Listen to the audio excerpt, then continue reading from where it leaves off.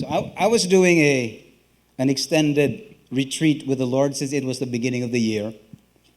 And so I was in Quezon City at this time. And I wrote it at 3:20 in the afternoon. Sabi ko, Dear God, my hope is to deepen my experience with you, my Lord, like Philip deepened his when he was totally available for you. He went to the South Road when you told him to. And I'm referring to Acts 8, when he was about to meet the Ethiopian eunuch. He ran to the eunuch's chariot when the Spirit told him to stay near it.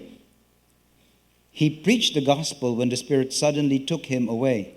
Walang angal, totally available to you. Samuel was like Philip.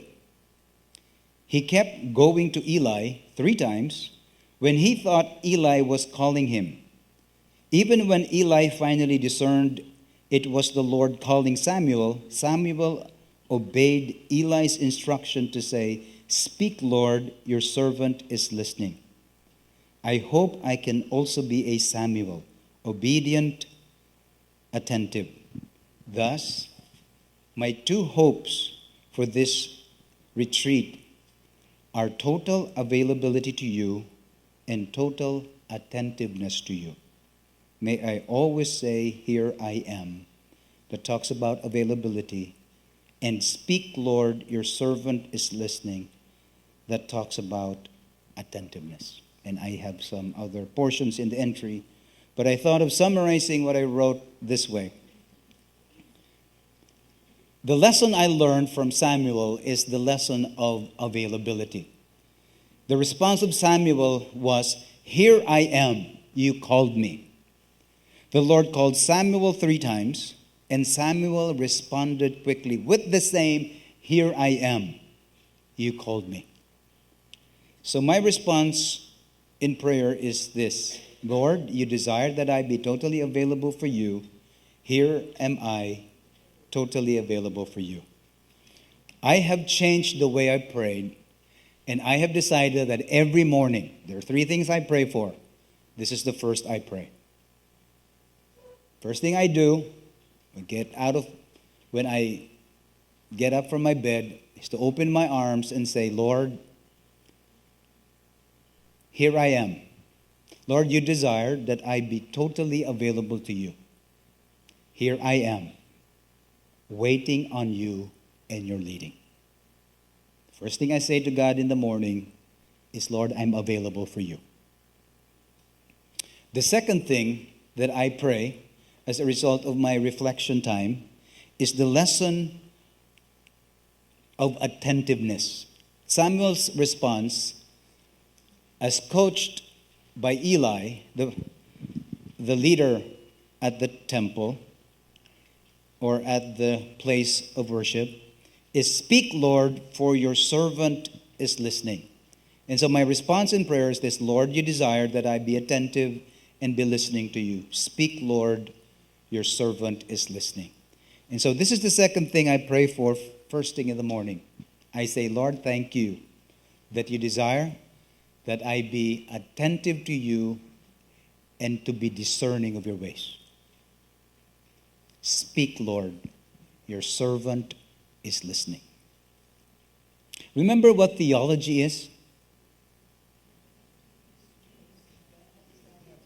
It is being attentive to God. And if we say, Lord, I'm available for you, speak, and here I am, use me whatever way you want, and I'm here listening to you, I'm alert, I'm attentive to you, then have your own way. And I'll share with you my third prayer the next time. So just reflect, just spend time with God.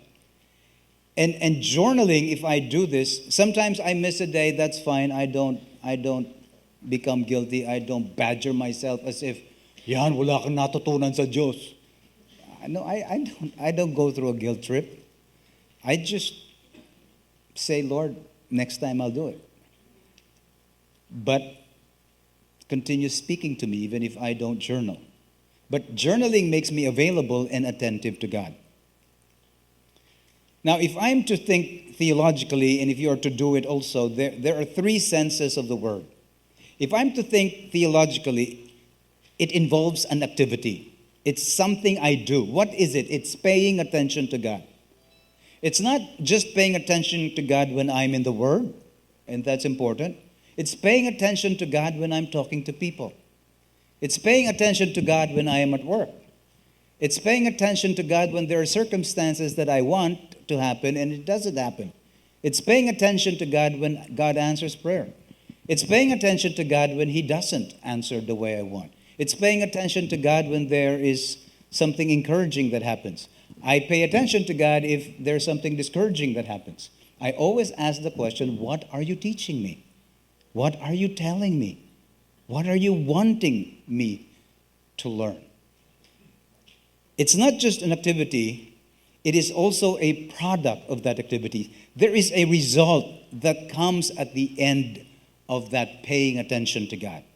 I come up with a conclusion about what God thinks, about what God wants me to do, about how I need to think about a certain decision in life. And then, it's not just a product that I come up with, it is also an aptitude. What is aptitude? An aptitude is the capacity to learn.